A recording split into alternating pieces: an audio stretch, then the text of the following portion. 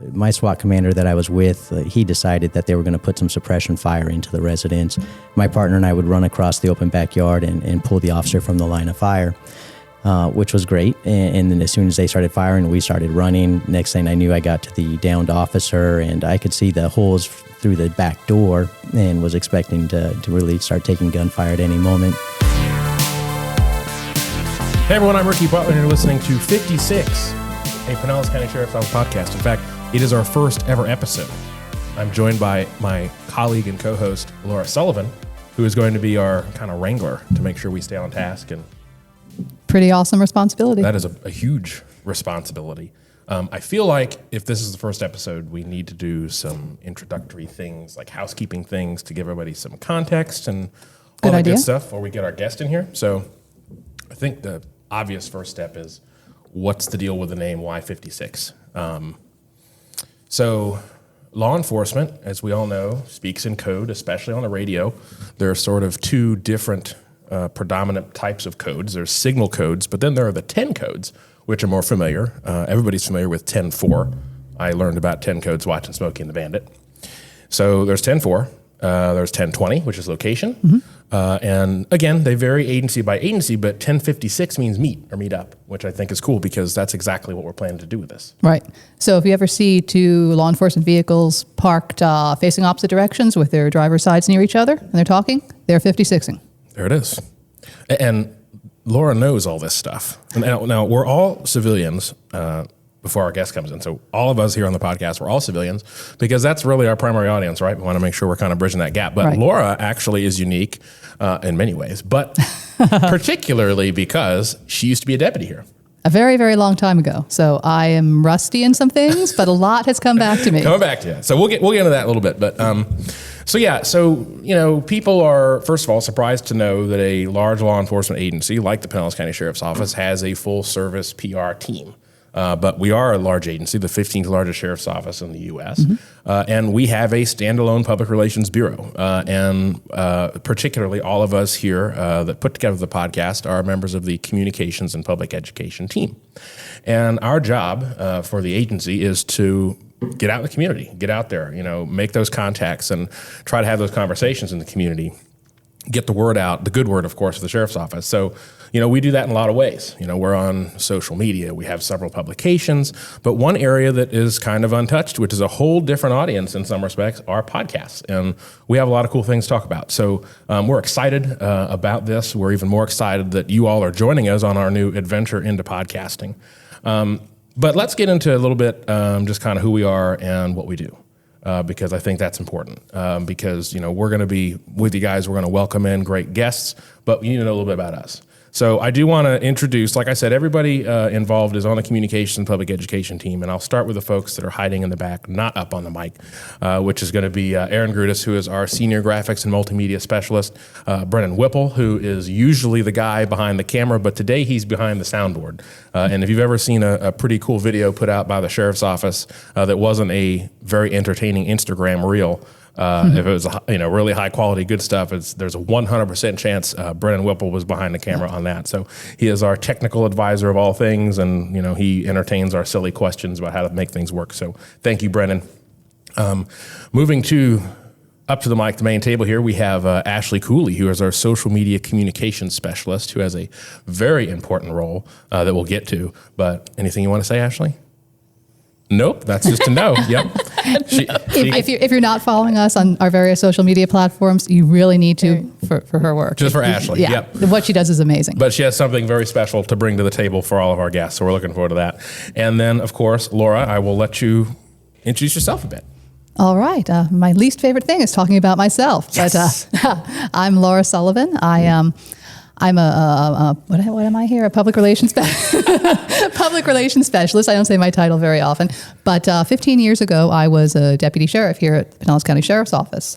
I left in 2007, and I did other things for 15 years. I was a novelist for 15 years, and then just close on to a year ago, I came back here as a civilian, working with you guys. And speaking of the novelist piece, so part of it, and I'm getting ahead of myself, but part of why we're doing this is, we have a really awesome bi-weekly e-newsletter that goes out, hits about close to 10,000 email inboxes twice a month.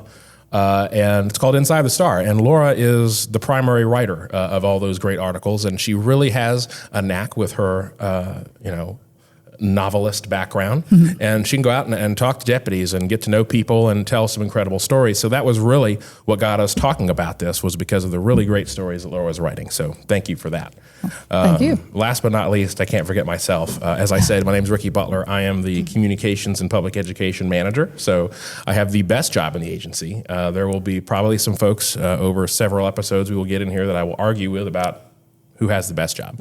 But I have the best job because I have, of course, a great team, which I'm obligated to say because y'all are staring at me, but also because we get to get into a little bit of everything here. I mean, we really get to see the entire agency in a way that nobody else does. And we get to go out and do things and learn about things because we have to understand it in order to communicate it to people. And that's what makes us kind of uniquely qualified to sit here as civilians for a law enforcement agency and talk about what they do and bring members in and learn, because that we have to know all that. So I've been here for about 10 years and love every day of it. Our team overall, we have a lot of fun responsibilities. Two primary areas of responsibility. We oversee all of the traditional PR type communications like correspondence, social media, graphics and multimedia, things we've talked about.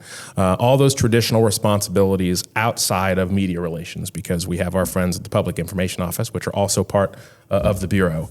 We have three sections within the Public Relations Bureau. So Public Information Office is one of them. We are another. And then there's Crime Prevention and Community Awareness, which goes out and is teaching in the community about various safety trends, things like that. But communications, public education, the other half of what we do, the education piece, is we are responsible for all of the agency's public education programs and special events. We have a lot of great opportunities for the public, whether they want to spend a couple minutes reading a newsletter, whether they want to come to a meeting of the Citizens Association and learn about something interesting, maybe commit more time for the Sheriff Citizens Academy and get some fun hands-on opportunities. That's just, that's what we're all about. So again, that's why a podcast is natural, because it's kind of a new way to connect and get out there. So thank you all for humoring me with that and talking about ourselves a bit. I know it's hard to do, but it's kind of what we need to do. So before we get our guest in here, let's kind of talk about what we're going to get into, the sort of things we're hoping to do with this podcast. Something that Laura said initially when we were planning that stuck out is, we want to get the facts and the personality. And one thing that law enforcement is constantly trying to do, or at least should be trying to do, is find ways to connect and relate and make sure that everybody knows that while, law enforcement officers and corrections, deputies, they're wearing uniforms, but they're still people, and they have cool stories and things and personality and their own lives and hobbies and all those things. So we're gonna bring guests in. We're gonna choose something that's hopefully timely, something that's definitely interesting, and we're gonna bring them in and we're gonna learn about who they are first as people, because that's the most important thing. We're gonna learn about their job and what they do. Probably get some, information and tips that can keep you safer based on what they're telling us and things of that nature. Something you're gonna learn something.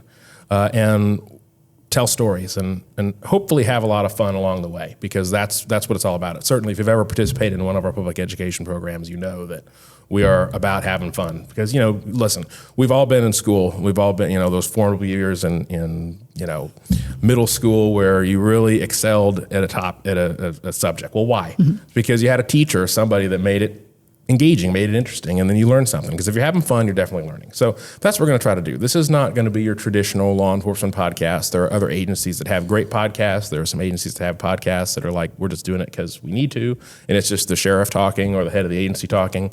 And listen, we'd love to hear the sheriff talk, and we're going to drag him in here at some point, but this is going to be lighter, hopefully easier to listen to. That's what our goal is. It's going to be like eavesdropping on a really fun conversation. Yeah, pretty much.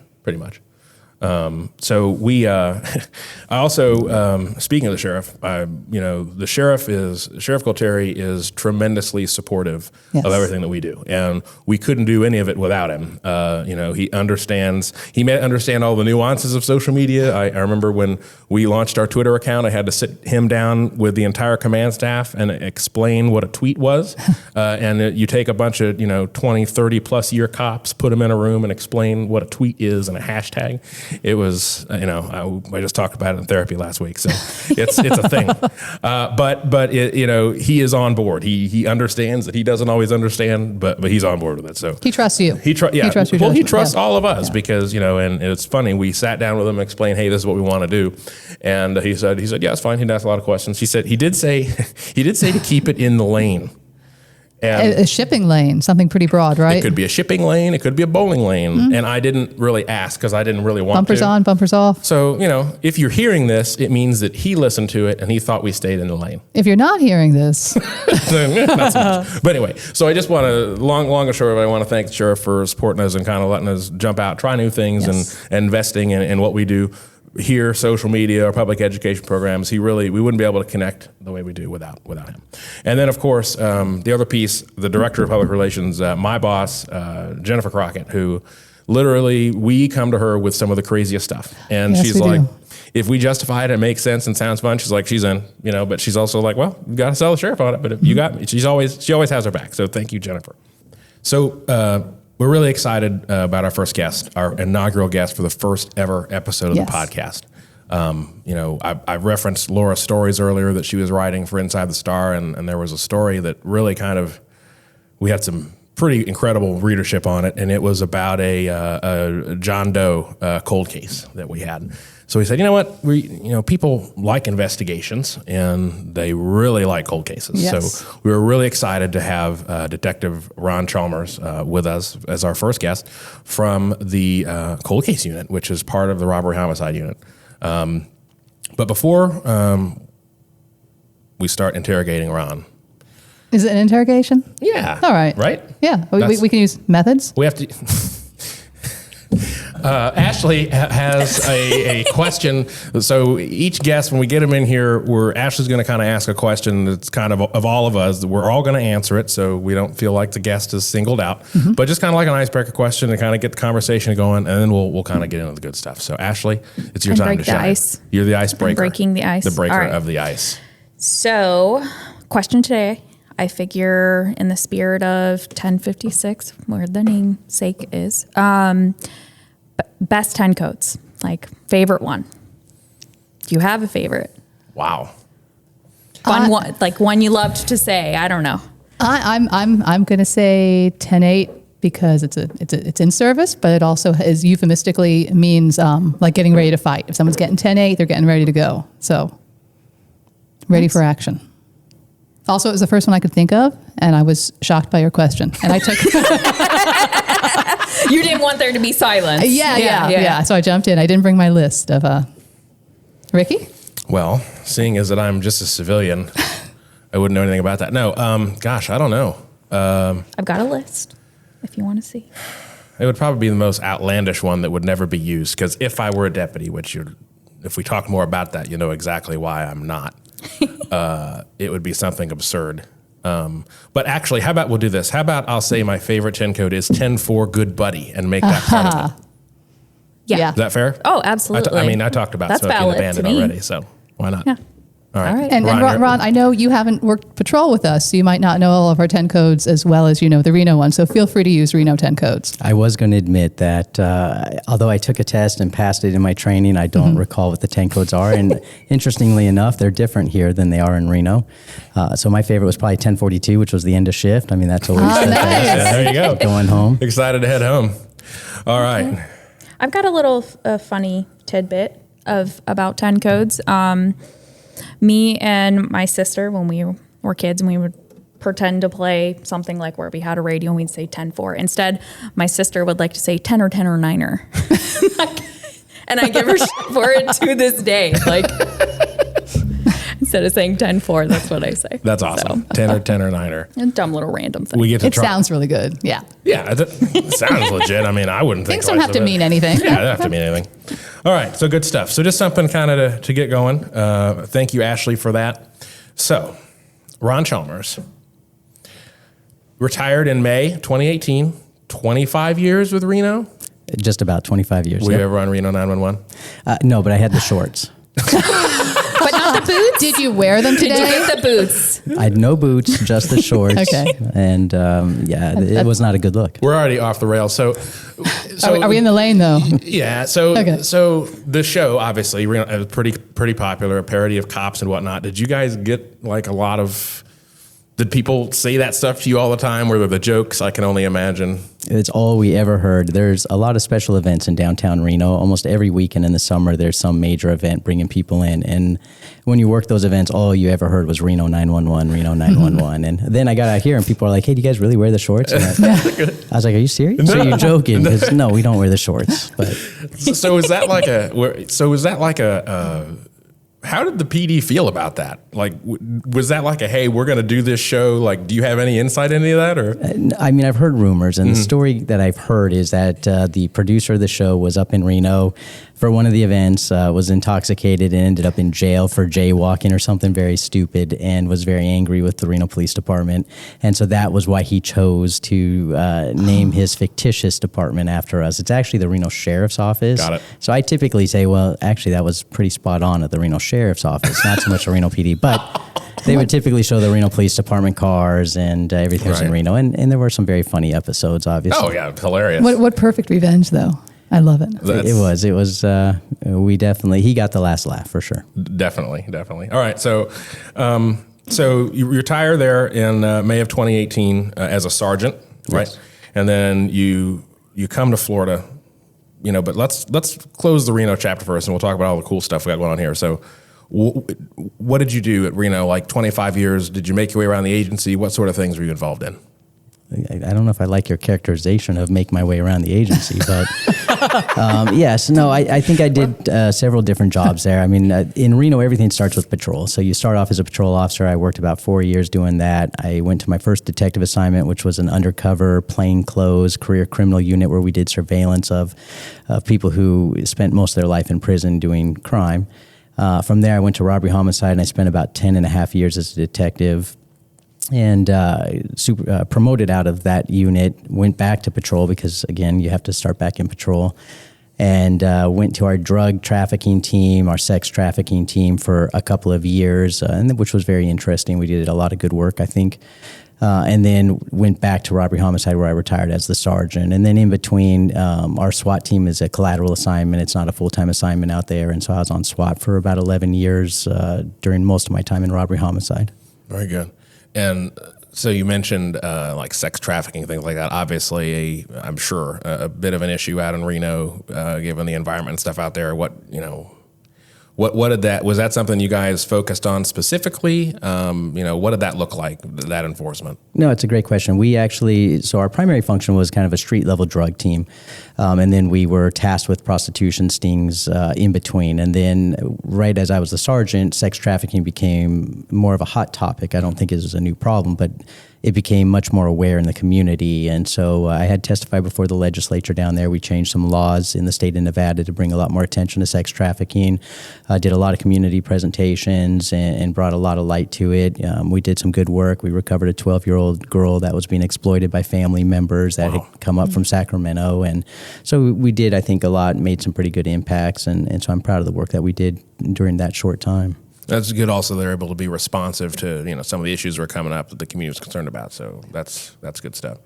So 11 years in SWAT, and then I have another note here that I really want to hear all about, but within reason because we're trying to keep this short.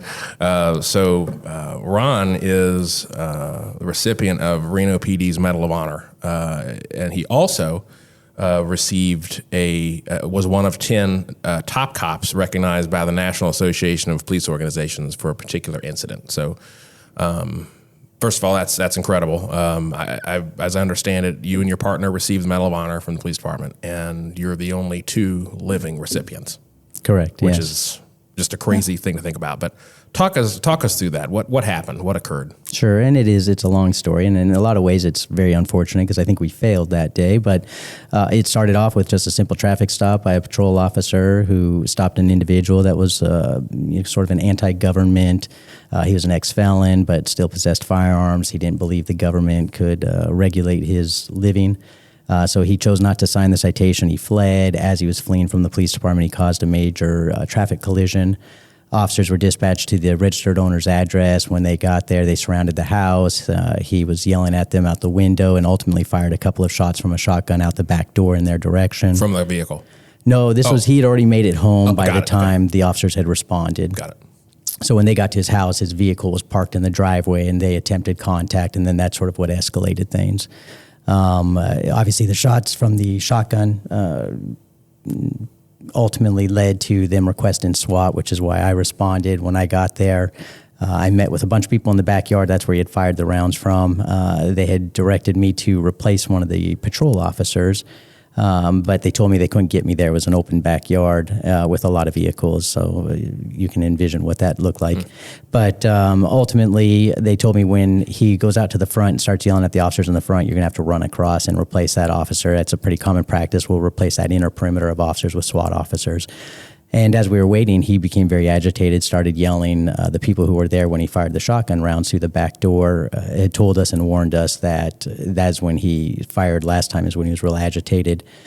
So we confirmed nobody else was in the residence. They were pretty confident with that. And then about a few moments later, I heard a gunshot, and I saw the officer clutch his chest that I was going to replace and fall to the ground. I remember seeing blood come out, so I knew he had been hit, that it didn't hit him in the vest or stop with the vest. There were some officers on that side of the yard, but because of where the officer fell out in the open, they were hesitant to go get him. So my SWAT commander that I was with, he decided that they were going to put some suppression fire into the residence. My partner and I would run across the open backyard and pull the officer from the line of fire, which was great. And then as soon as they started firing, we started running. Next thing I knew, I got to the downed officer, and I could see the holes through the back door and was expecting to really start taking gunfire at any moment. And ultimately, I was able to, he was a larger man, I was able to drag him to the back of the parked vehicles, get him some cover. They were able to use the board that was in the backyard to load him up as a gurney and start to evacuate him further out. We had to pass some more open windows, which ultimately I ended up putting some suppression fire into those open windows to keep his head down. And the officer was transported to the hospital. Unfortunately, he did not survive. He passed. And we had about another 4-hour standoff with the suspect until ultimately we lit his house on fire, and he surrendered and was ultimately convicted of first-degree murder of a police officer and died in prison. Yeah, so it was a pretty rough day. It was definitely interesting. I found out later, I didn't realize it at the time, that as we were running across, he opened fire with an AK-47 on us and fired 30, 40 shots as we went across the backyard. And the SWAT commander, he was seeing a muzzle flash, so he was putting rounds on the muzzle flash, but ultimately it ended up being a mirror that he was seeing, and so he was shooting in the wrong direction of where the suspect was. So he was had a pretty clear view of us as we went across the yard. That's incredible. That really is. You know, amazing heroism. Like, what is going, like, first of all, a simple traffic stop. I picked up that, Yeah. There's so much, people talk about traffic stops and routine traffic stops. And it's just kind of, that's an oxymoron all by itself, because it's something very simple that happens millions of times a day probably. And it can go so south. Like, in that moment, and this is just, it just boggles my mind, because I'm not a cop, but in that situation, like, you're a human being, so there's that hesitation of, if I go do this, what is going through your mind when you're running toward, not just the sound of gunfire, but like, the source. Like, this officer's already down. He's obviously able to see where this officer is to aim. What's going through your head? In that situation, it actually was far easier, really. I had full faith and trust in the SWAT officers that were there that were going to put the suppression fire into the residence. Leaving the downed officer out in the open was just not an option. And so really, as soon as they said, hey, we're going to put some rounds in, you guys go across and get him out of there. And as soon as I heard the first shot, I truly don't even really recall anything until I was picking the officer up. And it was only at that time that I could see out of my corner of my eye, I could see the shotgun blast through the back door, and thought, okay, well, here it comes. I'm gonna take one here, and hopefully it's nowhere good, or it hits me in the vest or the helmet or wherever it goes. And once we got him to the back, it really, there's just not a lot of thought process. I think that's the benefit of training. That's the reason why we train, is so that you take away all that lag time and you just react, because you've practiced it. And really that's what it was. It really was just reacting. And I would say the next 4.5 hours, we were sort of hunkered down. We couldn't get out of the backyard, nor did we want to give up that area. But that was the most challenging, is trying to keep an eye on the windows, make sure that he doesn't present himself while not exposing yourself. And so that part was much more challenging. And then hearing the news that he had passed at the hospital while we were still involved in the standoff, those things were a little bit more challenging, of course, mentally. But really, I mean, that's why you prepare. That's why you train. And wow, I would say you had a pretty extensive, very interesting career, and we're not going to talk about, I'm sure, the crazy stories you may have from working in a sex trafficking unit and all those things. With a lot of casinos in the area. Yeah. Like, we're not even going to go there because this is. I've heard some of the stories. I know they're not appropriate for the show, so I won't even ask questions. Listen to this here podcast. So let's kind of move on from Reno and start making our way this way. So you retire after 25 years. Was it just the right time for you to retire? Were you ready for a change?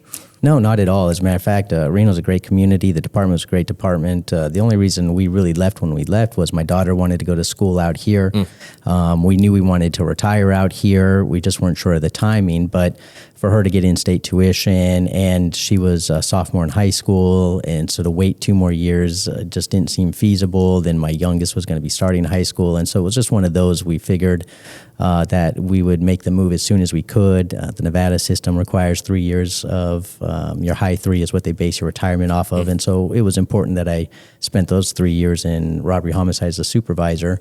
But as soon as those 3 years were up, which is what the commitment was to the department, we decided it was time to move. But no, I really wasn't done with law enforcement, which is sort of how I ended up here. Right. So it was just a timing thing. It just worked out. And, so was it always, were you always looking at Tampa Bay? Where were you looking to, what was the plan? No, we really had no idea. We'd come out to Orlando on vacation every year. My kids had competitions in Orlando every year. And so we loved Florida. I really thought we'd move to Orlando. I remember playing with an alligator for the first time during a trip to Orlando, and thought, I don't think I want to live near those things, so let's move to the saltwater. And playing with an alligator. Well, just why he was as interested in me as I was him, and so watching his movement, and ultimately he came. I was hoping you were going to say you were like at Animal Kingdom or something. No, it was just an alligator. Wild alligator. Okay, yeah, because you don't have those in the freshwater in Reno, right? No, different kind we of don't lakes. have fresh water. And there's in nothing Reno, really. Oh, that's right. Yeah, it's the desert. So that's the saltwater, because there's nothing at all that can eat you in saltwater. And I tell that to people all the time, but it's a much bigger area. Right. Things will get away from you. Sharks will get away from you. No. I won't start. Don't you know even, me. Don't you know me and start sharks. That. No, and gators. I don't want to be eaten by something. I don't want to be eaten by it. I'm prepared to take the risk. They don't come jumping into our house. I'm not going to jump into their house. But all right, so ended up here.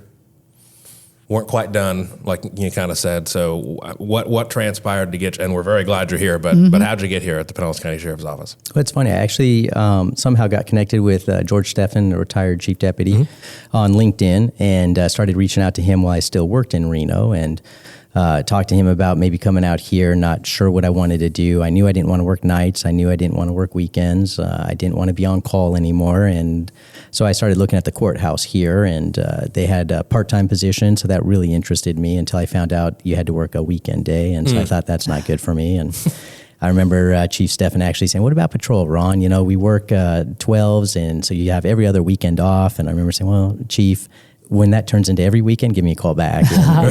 He laughed and said, okay, I got it. And so I went to the courthouse at first, and that was okay. It was a great schedule, but it just wasn't really the work I wanted to do. I still really did want to help people and still be involved in something greater.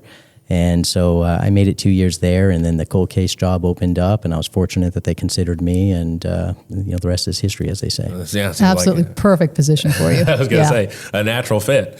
So talk to us a little bit about the cold case unit and kind of how it's structured. Obviously, the cold case unit is not Detective Ron Chalmers. There's other folks, and of course, it's part of robbery homicide, which is part of the hierarchy of investigative components we have. But talk to us about the background you have on. I know it's been back for a while. It's something that, we have some cold cases outstanding in Pinellas County that I think we can touch on, but, it was kind of a renewed investment and interest. So can you talk about that a little bit? Yeah, I don't know exactly when that renewed investment came about. I know that Mike Ring, who retired as a major here, worked cold cases throughout his career, even when he wasn't assigned to the cold case unit, and did a lot of work. And I was very impressed by his work. As a matter of fact, it was sort of disappointing to me when I went to the cold case unit. I expected there to be a lot of low-hanging fruit, like Reno, a lot of cases that didn't get solved. Unfortunately, with volume, we had to move on to the next one, and I think there was some more work that could have been done on a lot of those cases.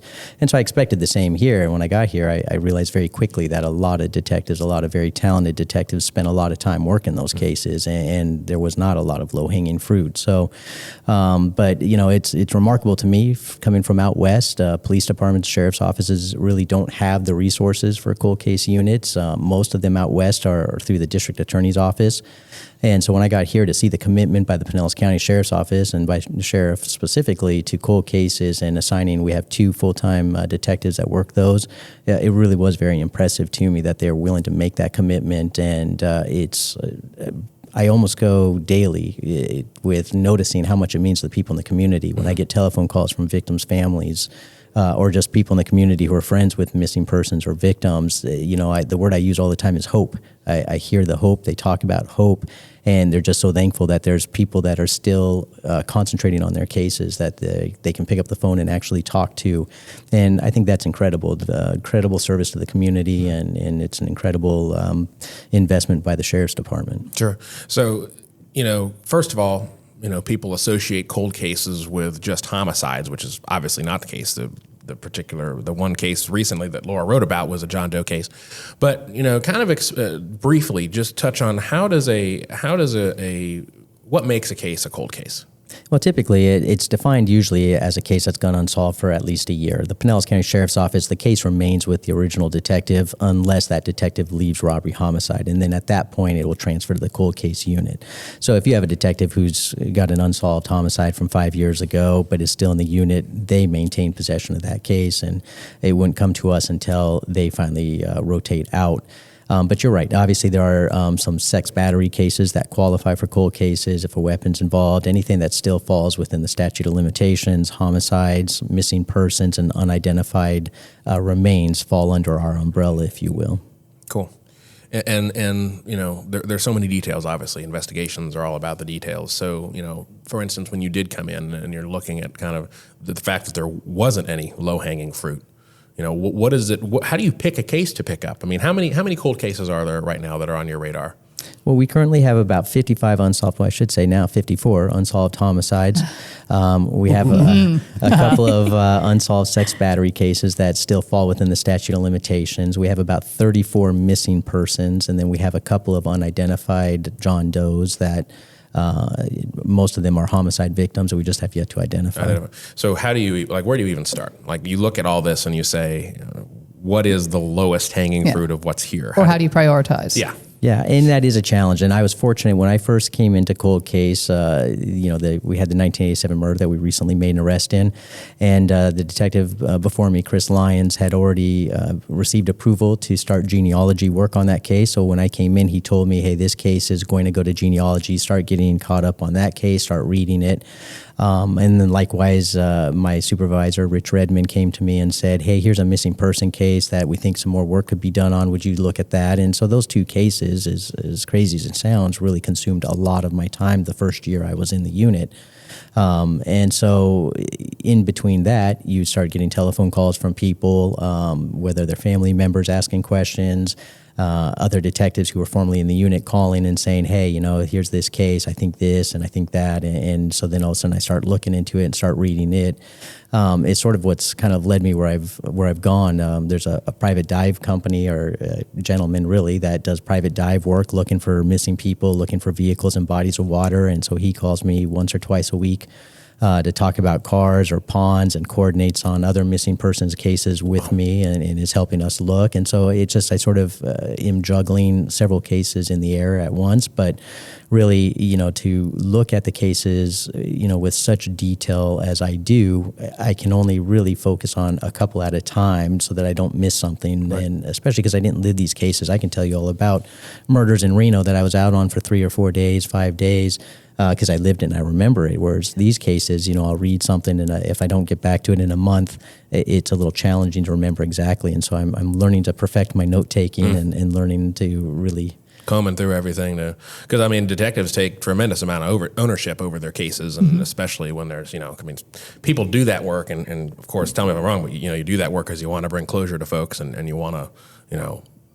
bring that family justice and that person justice, so it becomes personal for absolutely. folks. So it's got to be hard to also kind of leave a case, right, that somebody else is going to pick up. But I'm sure past detectives, that put their hands on some of these cases will be glad to know that you're working on them. So let's talk about, the genetic genealogy piece, because that was kind of the crux of the article on the missing John Doe that Laura put together. And that was one of the most popular articles that we had in Inside the Star. We had so much commentary about that. That's why we're talking to Ron right now. So, Laura, let's do this. So just briefly kind of summarize the case, like what the case actually was, and then we'll kind of go backwards with Ron instead of expecting him to walk us through the whole thing. Okay. So just the quick version. So in March 8th, 2016, scattered bones were found in the woods near the Bay Pines boat ramp. Just bones. There were 2 teeth, no fingerprints available. Anthropology at USF thought it was male, Caucasian, 60 years old, maybe between 5'8" and 6'1". Cause of death undetermined. So you uploaded some DNA to CODIS, but there was no match, right? Correct. And there were some surgical plates in the body, but weren't serialized. Nothing you could get from that. Correct. You made a clay head. You made sketches of the possible appearance. No, the detectives before me. Okay, sorry. I didn't do any of the work. This is before your time. He didn't do any work. So standing on the shoulders of giants. Right. That's it. There it is. At some point, you come in.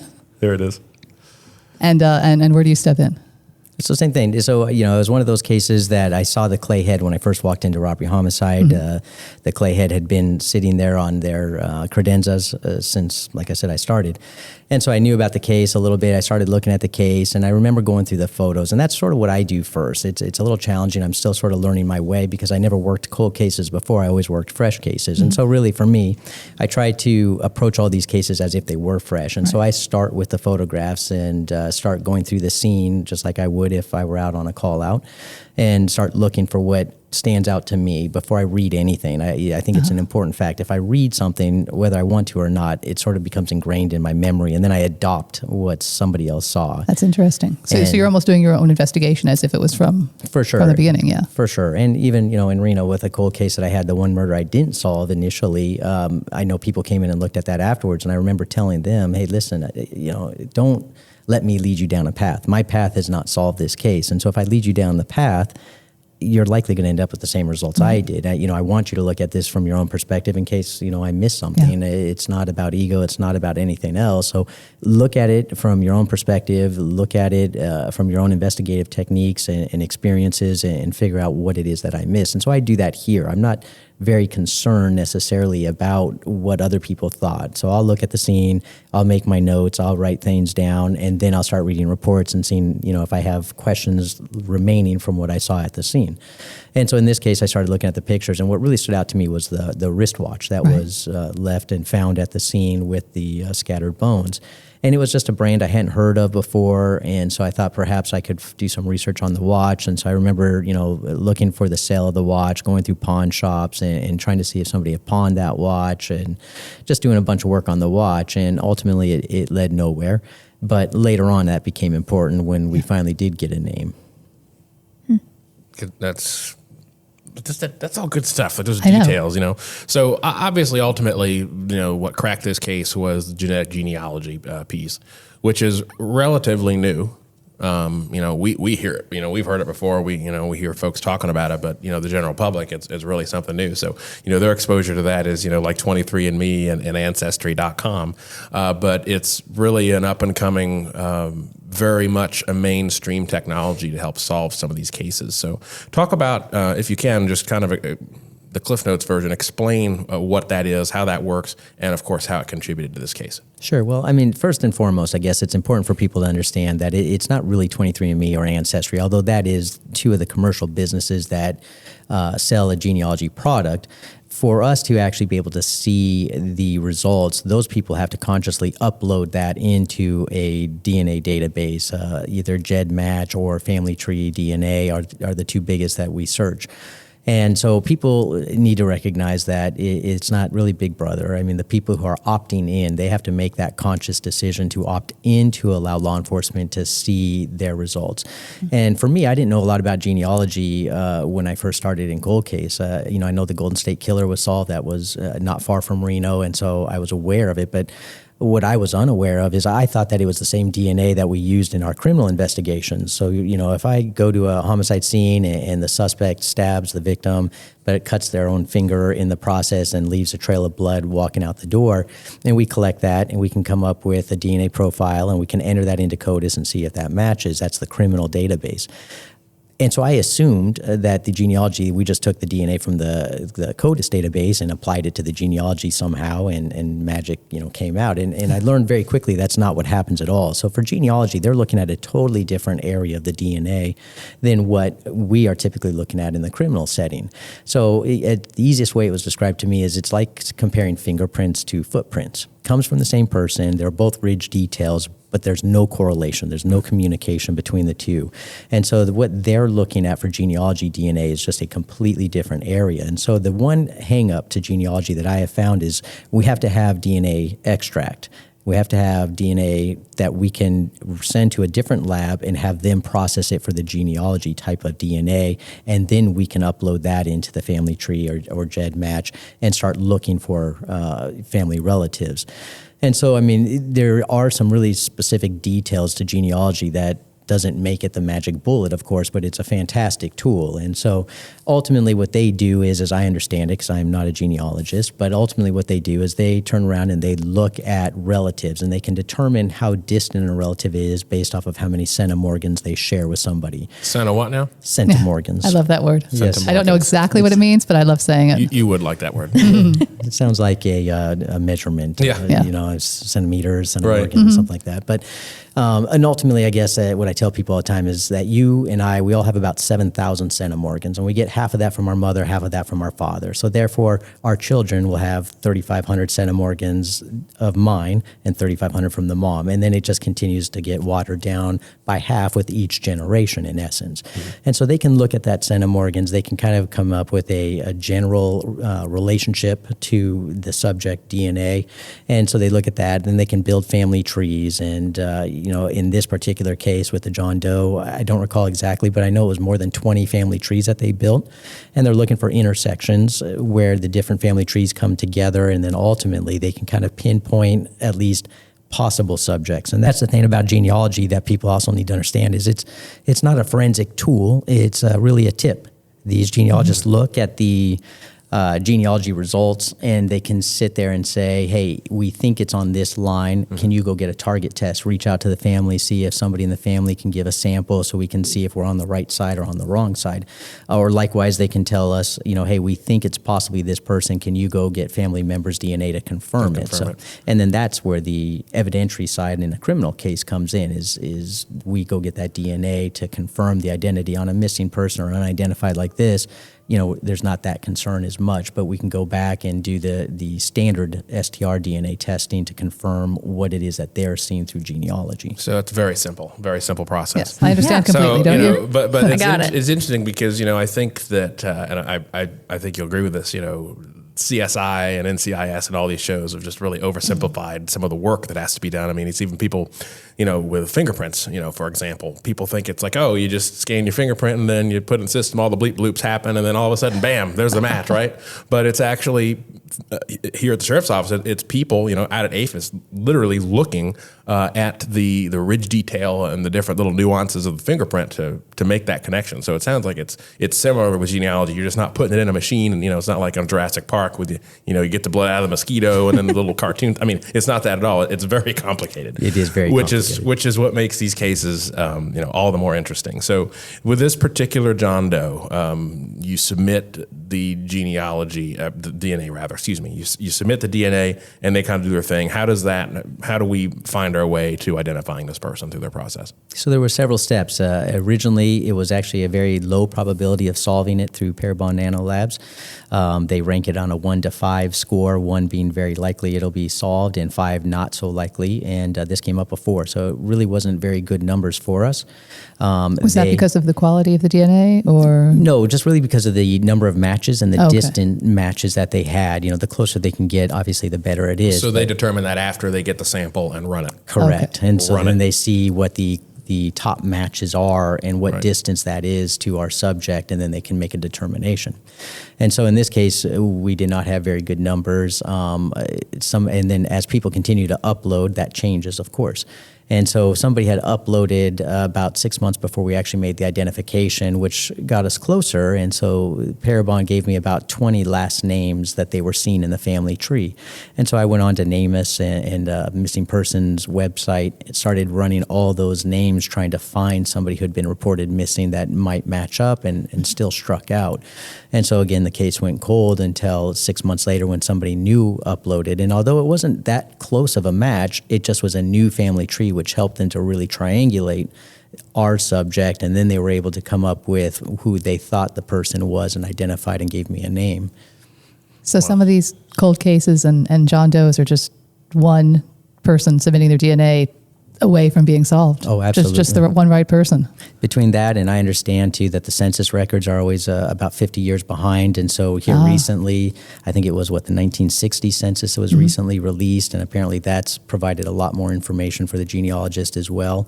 And I know they're excited in 10 years they'll release another one, and hopefully that'll open some more doors as far as their ability to search, because everything they do is public record searching. I mean, they're not digging through anything that's not a public record. Right. So, and then this case, if I remember right, this case was, it was working its way, but then actually a new family member uploaded their DNA last year. Is that right? Correct. And then that was that was the connection. Yep. And even though it really wasn't that close, it was just another family tree that helped them to complete that triangulation. And that was the one that really gave us the name that we were looking for. And then when I received the name and I started doing research on it, lo and behold, I find a photograph of that subject wearing the wristwatch that I had done so much research on, which really helped as far as the confirmation. I mean, that's just good old fashioned boots on the ground police work right there. So you see that, what is your reaction when you see that? Because there was that moment that was like, this is it. Well, it's very exciting to see that, to know it's him. Obviously, I still wanted to confirm it through, genetic profile, find DNA from a family member and try to confirm it for him. But, I guess the perfectionist in me started looking at it and saying, okay, what else should I have done that could have identified this guy a year ago, And so the happiness of solving the case and figuring out who he was dissipates relatively quickly. And I started going, okay, what could I have done better? Could I have done this? Should I have done that? Now that I know what I know, what could we have done? And you perfectionists. Making the rest of us look bad. Tell us a little bit about him. What was he like, Robert Higgins? What was his story? Well, so he was a gentleman that spent most of his time up in the Northeast. He had a family. We ultimately found his daughter, and she provided a DNA sample, which confirmed his identity for us. But talking to her, it was a fairly sad story. He was an Air Force vet who was living a normal life. Obviously, had a child, had a girlfriend, and it sounds like he struggled with some mental health issues. And one day his daughter said that it seemed like things progressed. One day he just left his girlfriend. She knew he had moved to Florida, but did not have a lot of contact with him. She said he would call once every about 10 years. And one time she got a kind of an awkward greeting card from him. It wasn't her birthday or anything, but she said that really was the extent of her contact with him. And she had some family out west that would talk to him a little more frequently, every few years. But other than knowing he was in Florida, they didn't know much about him, which is why he was never reported missing, which is why I couldn't find him when I did the searches on NamUs. And he just kind of lived a homeless lifestyle here while he struggled with, I think, some substance abuse and some mental health issues. And so really it is a fairly tragic story to know that somebody, was passed away 7 years earlier and nobody's really looking for him. Yeah. It's very sad. And he had died of natural causes. We think. I mean, it's very difficult to say. Obviously, the medical examiner's office did an evaluation, and they can only do so much when you have skeletal remains. Mm-hmm. But I think based off of the heart condition that he had and some of the calls for service we had with him having heart issues. And as a matter of fact, the last contact we had with him, the deputy specifically talked about the swelling of his ankles and him not looking well and his declining medical assistance. I feel fairly confident there was really no indication that this was a crime, but so much time had passed from when it occurred. It's a little challenging to say definitively, but I think all the evidence that we have leads to him having a heart issue. Okay. Wow. So not to go back a little bit, but you said that his daughter submitted DNA so you could confirm, but through genealogy, it was someone that was more distant. Correct. Yes. No, she had not submitted her DNA for genealogy. Yeah. It wasn't until I called her, and I didn't even know that she was his daughter. I started just doing research on the internet and came up with her name and number and called and started explaining why I was calling her. And she was the one that said, "Hey, are you calling about, Mr. Higgins?" And I was like, "Yes." "Do you know him?" She's like, "Yes, he's my father." So that was tough to, have to break the news to her in that setting. But ultimately, she agreed to give me a sample so that we could do the one-to-one comparison and figure out and confirm his identity. It's incredible. That's good stuff. Amazing work all around. It's from the first investigation to what was the Deputy Fallahy who had taken the picture on the FIR. Yes, absolutely. Yeah. He did a great job. Showing his watch. That was So for our deputies listening out there, document. Take You never pictures know of everything. if Ron and his colleagues may need it. So need to wind down a little bit, but with that, I think we can touch on, which there's been a lot of great media coverage about it. Yes. But we just had an incredible 1987 cold case that was solved, the murder of Opal Wheel. Did I say that right? I think so. Okay, Yeah. perfect. You think 30, I'm not going to do math on the spot, but that's a long time ago, like 36 years. Is that right? See, I don't have enough fingers. I remember hearing 36. Something 36. It was from 87. I can tell you that. Okay, Yeah. I'm a millennial. I can tell you it was 36 years tonight. Why didn't we ask the Oh, expert? wow. Oh, boy. Yes, she was. We didn't even plan that. 36 years of the recording of this podcast. Yes. Wow. So that was a story that was really a little bit of inside baseball, but it was a story that we know was not a story. The case was we knew we were close, and we were kind of excited for kind of the rolling that out. Yeah, and then internally some were. of the documentation got posted online, and bam, we had to talk about it sooner than we wanted to. But that's okay. That just happens sometimes. It's still a great case, either way. We can talk about it now a little bit. We can talk about it now. Yeah. Yeah. So, so this was at the time she was 82 years old. Is that right? Correct. And she was discovered by a relative. I think her sister-in-law. Sister-in-law, yes. That discovered her, and I'm just going off of what I remember from watching on the news. That's how I got my information. Discovered by her sister-in-law, and no immediate connection. So just kind of as we wind down, kind of walk us through. And this was, I know, something that a lot of folks did a lot of work on over the years. I mean, over the course of 36 years, they're going to. But how do you kind of step into this case, and how did you pick this one up, saying, hey, this is one that is going to be of interest and something we might be able to do something with? Yeah, and it really did start off in 1987. The deputies and the forensic investigators did a great job. They collected hairs that were seen there on the scene prior to DNA. DNA was not even a thought back then. So they did a fantastic job. They did a lot of interviews. They did a lot of work on the case, and they really worked it throughout. Again, and then you fast forward to 2002 when Mike Ring had worked these cold cases just because he cared about them and his interest in them, and looked at that and said maybe we should send those hairs for DNA testing. And then ultimately we came up with a DNA profile in 2003. It didn't match anybody, and so it kind of continued down that path. And when I first got the case, I started reading, and I saw an opportunity to exclude a lot of people or hopefully identify somebody through DNA. And so I started really getting DNA swabs from everybody who'd been talked to throughout the past 35 years when I got it. I went over to the medical examiner's office and obtained blood vials from people who'd passed away that were named in there, and sent their DNA in, knocked on a lot of doors, and collected DNA from people. And ultimately it all just struck out and nothing new.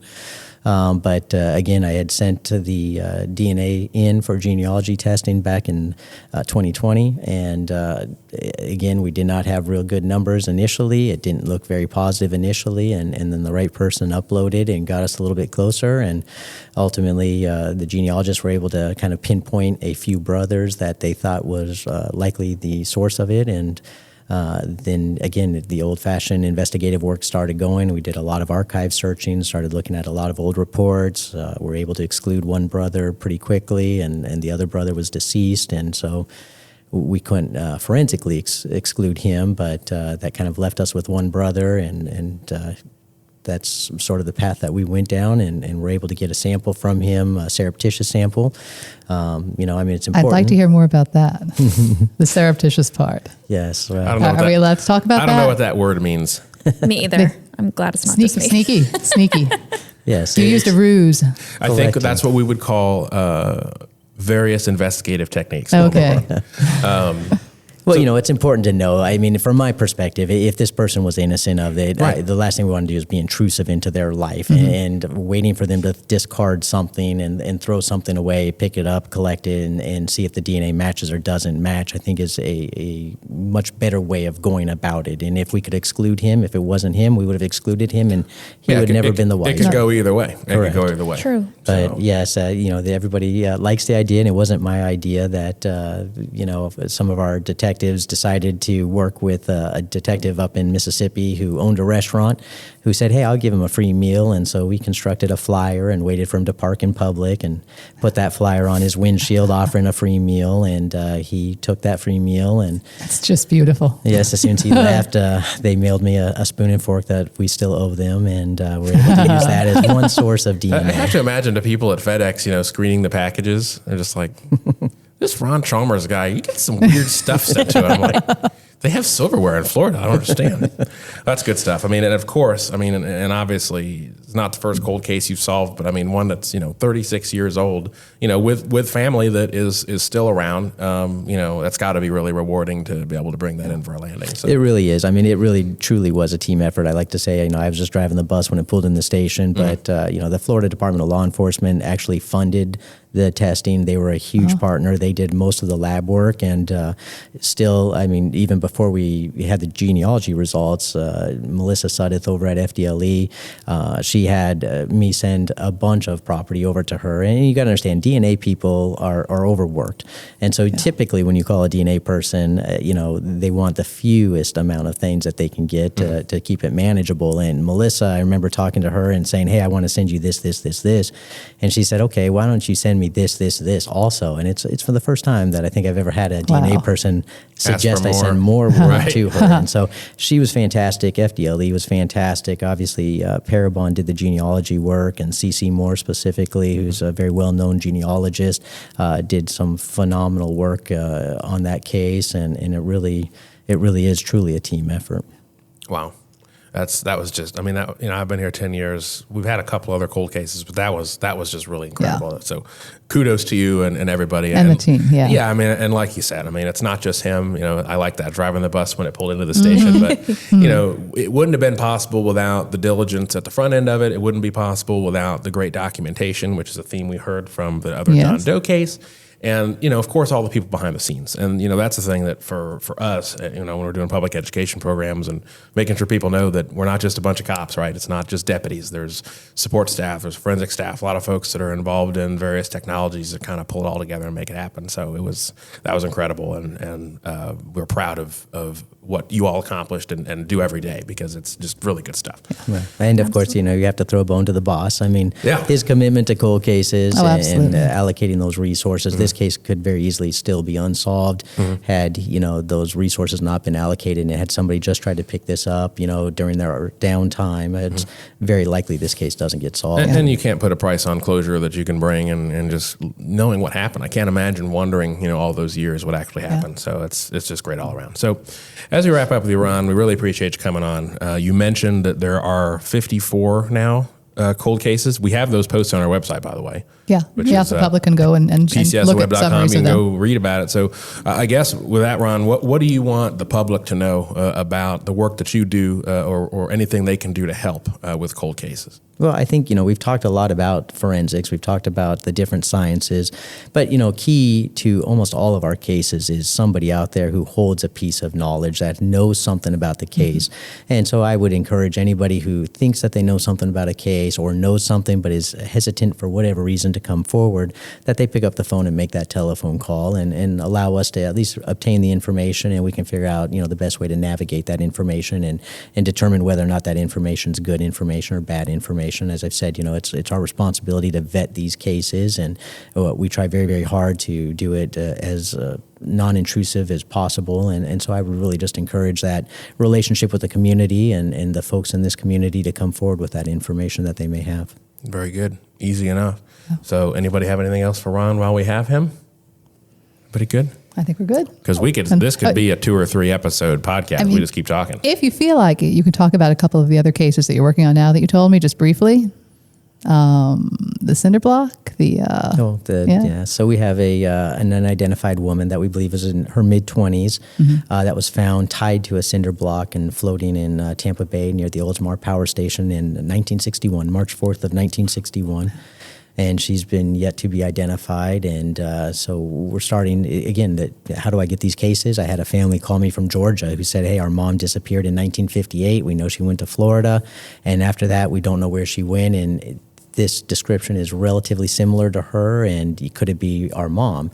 And so that's what, again, I picked up the case, started reading through the case and saw some things that could be done. And with our success with genealogy, I've talked to the administration about potentially sending her case in for genealogy work as well, if we can get some more DNA extract. And so that's sort of how we're going with that. And but yeah, it's a very interesting case, over 60 years, and we don't have a name to go along with a victim. And that's sad. What is the oldest case on our books? 1955. We have a homicide from 1955, and there's a very strong suspect in that case who's deceased, and the detectives before me have done a lot of work on it, and it's interesting to read. It's the state attorney and the sheriff were out there knocking on doors themselves in 1955, and so it's very, very interesting to read and hear them talking about tire impressions and other different forms of science that were paramount then that are not necessarily as common today. So it's very interesting to go back and look. Wow. So even back to 1955, we were pretty thorough talking about tire impressions. Oh, absolutely. That's good to know. Would a case theoretically stay open forever? Or? Yes. Okay. Yes, absolutely. We have no desires to close any of these cases. Obviously, we want to invest our time on cases that are more likely to be solved and have the ability to be more solved. And so sometimes that's a balance of looking at more recent cases. But, the downside from a cold case perspective is, a case from 2010 has likely been looked at with modern technology eyes. Right. A case from 1987 may not. So there's sort of a balance there. Okay. Good stuff. Well, based on that, I think we're going to have you back because it sounds like you're going to crack another pretty crazy case here maybe the next couple of years. A lot of good information out there. So I hope so. We appreciate you taking the time to come chat with us and thank you very much for being our inaugural guest. It's kind of an honor to be the first one, but we're honored that you chose to come talk to us because it's kind of a new thing. And, historically, cops try to hide. They don't want to talk about, some of the good stuff, but it's all good stuff. Ron, so we appreciate your time and thank you for coming in. Ron Chalmers, everybody. So thanks to everybody for listening to our first ever episode of 56. Like I said, you're going to hear more from us. We're going to do this a lot more, bring some folks in. I don't know who we're working on next, but I know it's going to be good. We have some really good ideas. We have some great ideas. So we'll see. If there's anything in particular that you want to hear about or you have questions about or anything like that, we do have an email address, and it is lets56@pcsonet.com. Get it? I like that. Let's 56. Yeah. So LETS56 at PCSOnet.com. We did that together. You want to sing it? Yeah, No. we'll have to rehearse a little bit. Yeah, next episode. Next episode. Yeah, for the next one. So, and we really want to hear from you. We want to hear what you think about the show. We want to hear about your ideas for future shows. And we could get want compliments, no criticism. I mean, unless it's very delicate, constructive criticism. Yeah. And then we'll might get to a point where we'll take questions for our upcoming guests, maybe something like that. So again, thanks for listening. If you're not already, please follow us on all of the major platforms. Follow Ashley more specifically. Facebook, Twitter, Instagram, LinkedIn, YouTube, Nextdoor. Did I get all of them? I think so. That was actually pretty good. I didn't plan to do that, but I did it. All right. Thanks, everybody. Take care. Thanks. Bye.